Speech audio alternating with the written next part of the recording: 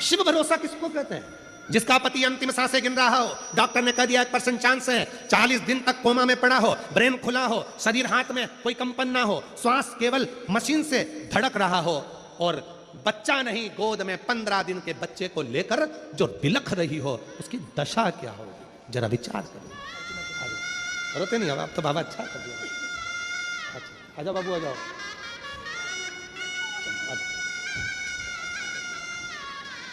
ये शिव की कृपा से दोनों नशे ब्लॉक, यूट्यूब जो ब्लॉक, डॉक्टर ने कह दिया बच्चा नहीं हो सकता और बाबा ने बच्चा दिया।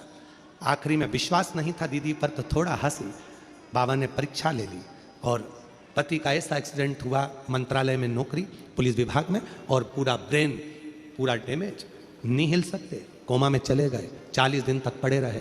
तब आखिरी में बच्चे को लेकर कथा के पंडाल में 15 दिन का बच्चा लेकर पहुंच गई, मिट्टी उठाकर पति के पलंग पर लगाई, शरीर में हलचल होना प्रारंभ हो गई और बाबा ने आज पूरा ठीक कर कर यहाँ खड़ा कर दिया।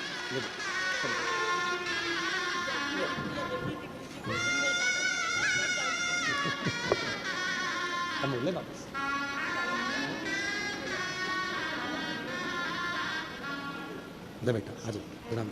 अब ठीक है? ठीक है, हाथ पर काम कर रहा है बढ़िया, ब्रेन होता है, ठीक है। बाबा ने इतना जिला दिया ना, बस दूसरा जीवन मिल गया, बहुत है बाबा, ठीक है।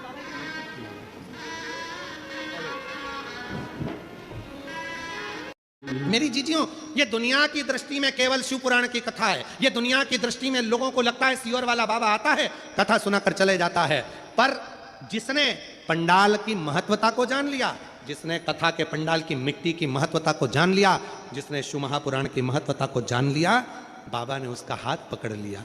सोचो उस महिला से जो 15 दिन की बच्ची को गोदी में लेकर कथा के पंडाल में दौड़ी होगी, जब डॉक्टर ने कह दिया होगा कि 1% चांस, 99% शरीर जा चुका है, चला गया, कुछ भी नहीं है शरीर।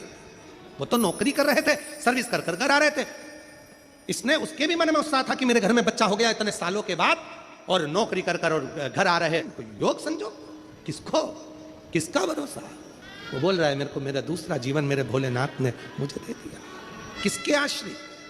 और फिर निवेदन करूं मेरी बहनों, याद रखना, ये कुबरेश्वर धाम से चलकर ये शिवपुराण अगर तुम्हारे क्षेत्र में आई है तो तुम्हें कुछ देने के लिए आई है, कुछ लेने के लिए नहीं, कुछ देने के लिए।